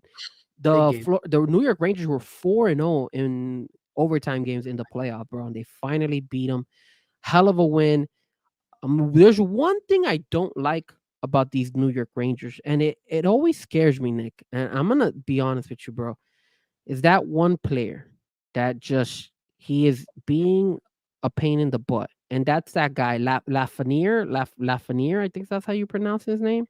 Yeah, La Fournier or whatever, and the other guy named Trocek, and then their goalkeeper Yeah, Igor. yeah. Stupid goalkeeper be blocking everything, bro. That guy is legit, but something about that kid, that Lafreniere guy. I mean, that kid is only, I believe he's only 21, 22 years old, man. And he was a first round pick for the Rangers. He's going to be a pain in the ass when it comes to the next, who's going to win the next two games, obviously, because he's scoring, bro. And they showed a graph on him yesterday, where he has grown from like his first season in the playoffs to like his second season, and it's been a drastic change. A drastic change. I'm scared of that guy. That's the guy that scares me on that New York Ranger team, because it could look like, he was the one who actually tied the game, and thankfully the Panthers were able to win it in overtime. But beside him and the damn goalkeeper, the goalie of the New York Rangers sucks, bro. That guy is just really, really strong. He's there. He's the only reason why this Rangers team is up right now, too. If not, the Panthers What should side have. you mean? I'm sorry, tied, because the Panthers have. If you look at last game, they dominated the first two periods, and then the third period there wasn't much. It was pretty even. But if you kind of look at it, the Panthers are a very strong team too, man. I get it right now that things are 2-2, but I really don't see New York getting stronger as the series is going. I see the Panthers finding ways to win. I like it. Um and to be honest with you, this is where championship run goes. I get it, game 1 and 4 is a challenge, but this is where champions are made, on game 5 and 6 and 7. And I think this is where Florida kind of turns up that extra aggressiveness gear and really shows everybody why the Panthers are the fucking Panthers, bro. So we don't want to go ahead and jinx the Panthers, but we are going to go ahead and at least I want to ask you, what do you think of the next game? I don't want to predict the full series and see who wins it, but at least next game, do you see the Panthers they have to win one game in New York. It's either going to be the next game or game 7. So do you actually see the Panthers winning this game, or possibly winning it in game 7, or let's say at least this game coming up? Do you see the If Panthers winning you this game? if you kind of look at their statistics, they're kind of better on the road playoff Yeah, wise. They've been yeah. playing better at road. So I'm gonna just leave it at that. I think Paul Maurice really knows what to do when it comes to making adjustments, especially when it's an away game. And as long as we do not feel like, because there's been times where we get a little bit too aggressive and then we start getting hit with penalties. And the thing with the Rangers is that the Rangers capitalize on penalties, and they're like the top team of all NHL when it comes to power play goals. So hopefully the Panthers find a way to play very aggressive, but to the point where they don't have to be called into the penalty box. That's the only worry I have. You did see some aggressiveness from the Panthers last night in the third quarter. Like what Sean was saying, the Rangers capitalized on their chance. The Panthers have outplayed them. That is so true. Like if you look at the amount of shots to go and everything, the Panthers have just been dominating them.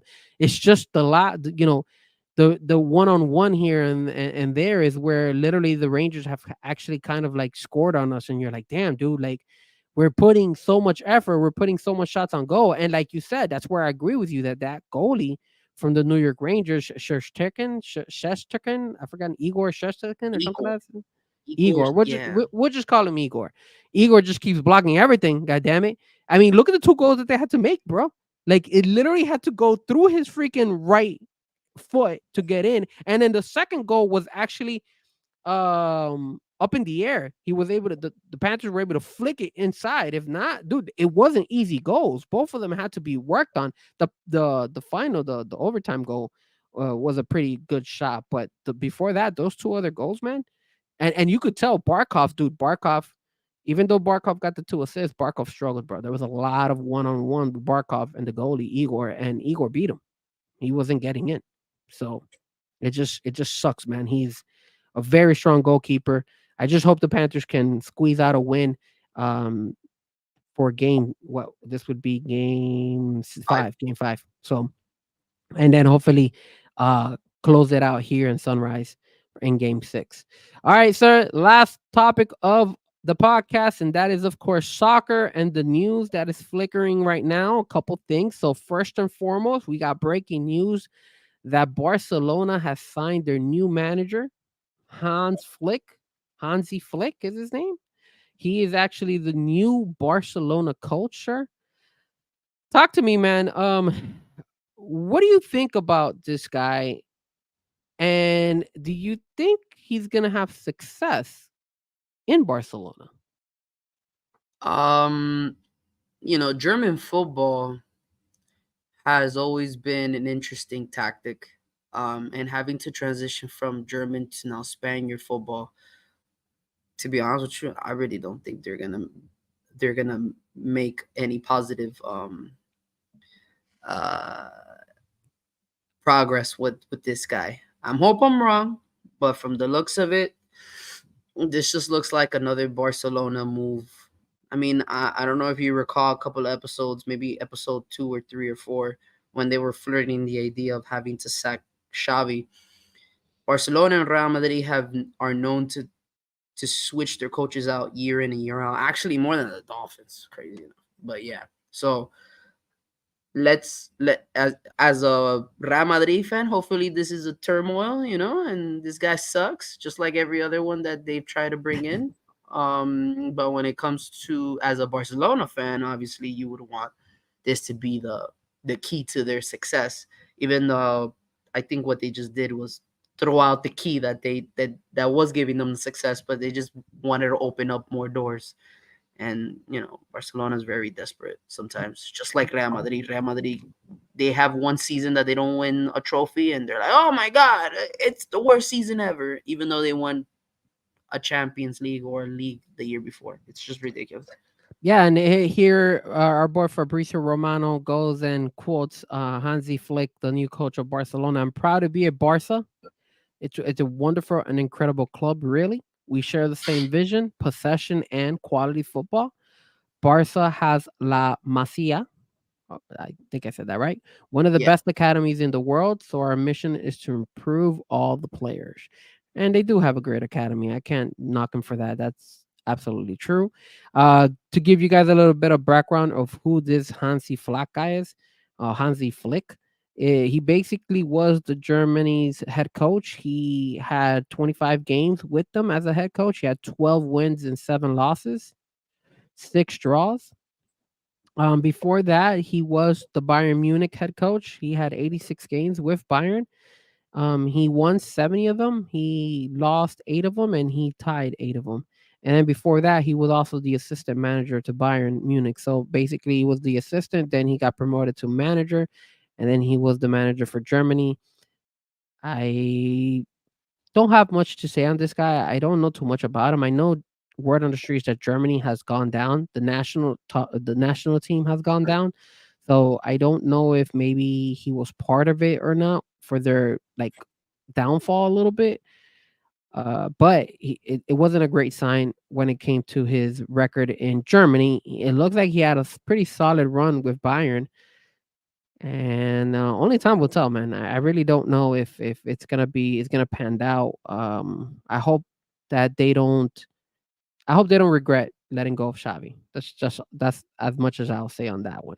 The other thing also was that Vincent Company, as a matter of fact, now that we talk Bayern, has actually taken the job for Bayern new head coach. So Vincent Company, the thing I know about Vincent Company was his time at Man City as a player. I don't know. I don't know if Vincent Company has Vincent Company had Has he had any coaching experience before he took this Bayern? He had to, I'm assuming, right? Yeah, I think he was playing in the second division of English Premier League, if I'm not mistaken. As a head coach? Yes. Let me see. Let me look him up. Has Vince what has Vincent Company been doing the last couple of years? So Vincent Company was, I'll tell you right now. So he was with Burnley in 2022 and 2024. So for 2 seasons he's been with Burnley. And then before that, he was at Anderlecht. Anderlecht, I think that's actually a French team. So he was in France, and then he was after he did really well in France, he went to Burnley, and he was at Burnley this whole time. So since he's at Burnley, let me see how EPL standing states. So Burnley this year ended in they got regulated. Oh wow, Burnley got regulated. That's not good. And then before that, when he was in Burnley, wow, sir, Burnley was Burnley was in second division. Wow, Yeah. it's not looking good, bro. I don't know if that was such a good move based on the stats that I see here. Well, you never know. I mean, He did, hopefully it is, but for now, it doesn't seem like a strong move. But yeah, it does not only look like a time, strong. only time will tell, man. You never know. I mean, Yeah. he got Burnley. When Burnley got regulated, he took over Burnley, second division, was able to get them promoted to first division, but this year they ended up getting regulated again. So not looking good. Last but not least, sir, Inter Miami, sir. Talk to me, man. What is Inter Miami doing? Are they winning? Are they losing? Is the game over? I haven't been paying attention, to be honest with you. They lost 3-1. No way. Are you serious? Yes. Wow. And did Lionel Messi and Luis Suarez play? Messi did play. He scored a goal, but And and Luis Suarez Suarez? played. Yep, they both played. Excuse me. The Wow. four-headed beast played. Busquets, Messi, Suarez, and Alba. Wow. They did. Before maybe because Messi was a little bit rusty is why they allowed Atlanta to beat him. A rare loss for Inter Miami. They typically usually handle business, but they can't win them all, right? Now, before we end the show, sir, rumors are out there that Angel Di Maria is going to be making it over to Inter Miami. Another Messi friend is apparently on the verge of coming to Inter Miami. I don't know if he's going to be able to make it for this season, but it looks like it's about 90% that he's going to be making it to Inter Miami for next season. Talk to me, sir. Do you agree with all of these Messi friends making their way over to Inter Miami? Hey man, I'm all for it, bro. As long as we're winning championships, I can give 3 Fs about all the rules that MLS are trying to make up right now in order to create this super team of Messi and friends. It's getting. I I like what Inter Miami's doing. Shit, if you can bring um Sergio Ramos, bring him in too, bro. I don't care, bro. It is what it is. And no doubt, Ro, does he play defense? If you're asking if Angel Di Maria plays defense, negative. Angel Di Maria is a left winger, so he would be another offensive player coming in to help Inter Miami. Uh, I mean, if MLS is allowing Inter Miami to get all these superstars, I mean, more power to us. Whatever, do what you got to do, bro. I just hope that they bring a Colombian because I just feel like they're just bringing all of Messi's friends from Barcelona, and I still want some of these guys to develop. I don't want it to be all the old geezers from Barcelona either. I want some of the young talent to be there. So Does Messi have friends that play defense? yeah, he has this guy, the one that usually plays there, the one who's injured right now. I think he's injured right now. I don't think he played today. No, Jordi Alba. Nah, Jordi they played. Alba. Jordi Alba There was you his go. friend. So Jordi Alba played today. No, oh, he did play today. So yeah, so Mhm. Jordi Alba was there. But who else? I mean, if Messi wants, I mean, maybe he could get Pique. Screw it. Pique was a vital piece in Barcelona back in the day. I don't think Nah, Pique is man, playing Titi, bro. Bring in Titi, dude. or bring in, what was the other guy that they had that was a center back too? I forgot his name. That they had him there too. I don't Bro, remember. just bring everybody. Shit, bring this Bring guy the from old school Barcelona, the bring whole bring Barcelona group. bring back the right back from Brazil. Marcelo, bring Not Marcelo back. Nah, You could bring um, Marcelo too, because Marcelo's still playing out there. Bring him, no, what's his name, and bro? he'll be cheap. Marcelo was great Danny for Alves. Bring back Danny Alves, bro. bring out Marcelo and Danny Alves. Bring both of those guys, bro. Fuck it, Bring that. bro. You know what? No doubt. You actually make. Put Kaylor Navas, bro. I don't care, bro. Just You bring know what, everybody. sir? You're actually giving us a great point there. Messi needs to start recruiting his old school friends from the defense. Stop recruiting all your offensive friends. We have enough firepower now in the offense. Now we need some defense. Go get Danny Alves. Go get Marcelo. I'm telling you, those guys could still hang, in my opinion.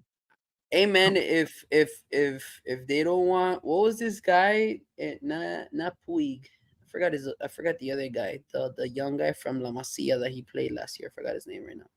Yeah. But bring everybody. I don't care. Shit. Bring the coaches too, man. Bring in Xavi, baby. Xavi, come Bro, over to yeah, the bring in valley, bro. Xavi, bro. Screw Xavi, it. bro. Bring Iniesta back, baby. Bring Iniesta as well. Bring Hell all yeah, bring bro. bring that old school Barcelona team. I don't care. At that point in time, they're not Barcelona anymore in my eyes. They are Inter Miami. And that Hell yeah. I mean, if it is what it is. I mean, I'm not gonna lie, they'll probably raise the prices even more through the roof. You won't see me going there because that's like rich folks are gonna start only being able to afford to go to those games, bro. Considering how many Sir, players they're bringing out, what damn, are that's you crazy. what are you talking about, sir? We throw down money on the NFL Miami Dolphins, sir.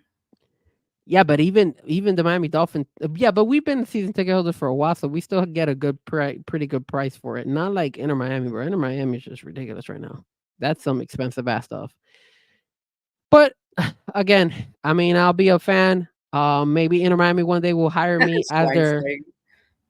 I know, right? Yeah, bro, bring in Sir Bobby Charleston. Shit, bring everybody back, bro. Yeah, man. Bring anybody who makes sense. Anybody who Messi thinks is his friend, bring them. And if it can't go with the old school Barca guys, start bringing some of the old school Argentinian guys, bro. Screw it, man. Bring them all Oh over, yeah, bro. bring Kun Agüero, bro. Why won't Kun Agüero retire, bro? Yo, bring some Mascherano back, bro. Bring Mascherano Yeah, back. Macherano, Bring all those Nicolas guys, Otamendi, dude. Armani. Get out Challenger and put in Armani out there, bro.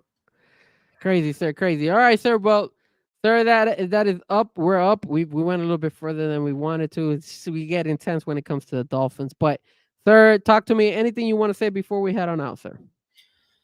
Nah, man. Just blessed to kind of be back at the podcast. I know I was feeling a little ill last week, and but I feel better now this week, and just looking forward towards training camp that's coming up now in June. Obviously, you and I are gonna start talking a little bit more about La Copa America that's coming up in the next couple of weeks. We'll have a couple of things lined up for us, and overall, everything else, I'm just grateful, man. Grateful everybody who's tuning in, listening to us day in and day out every Wednesday at 8 p.m. Don't forget to hit and like that subscribe button, man. And just very grateful to go ahead and do this again next week. Yeah, man, and I want to thank everybody who watched the show today, last week. We've been trending in the right direction. We've been getting, like I said, more subscribers. So I really, really appreciate, and I appreciate the loyal people, man. No doubt you're loyal. Cat for Life, Sean Stanley, Josh. We didn't see Josh today, but he's usually here as well. Chad is usually here as well. Chad was here earlier as well. I know Memo comes from time to time as well. All you guys have been so loyal, and even Steven, man. Steven's now becoming a regular, man, and I really, really appreciate it, Steven. as well. All you guys, we can't do this show without you. This show is not only to talk about Miami sports and obviously a little bit of NXT in the mix and soccer, but you know, this is what we love doing. We love talking sports. We love talking. This is kind of like we kind of look at this like a kind of like a first take. You know, we debate about certain topics. We cover certain topics. We'll agree some stuff and we'll disagree on some other stuff. And yes, we soon will be going ahead and covering more. The Copa America will be happening next month, June. We actually, me and my brother are heading out. We will be traveling. We probably hopefully we could get some video footage and stuff like that. We will keep you in mind. If there's any interruption on the programming, we'll let you know. But overall, it has been fun. It has been great.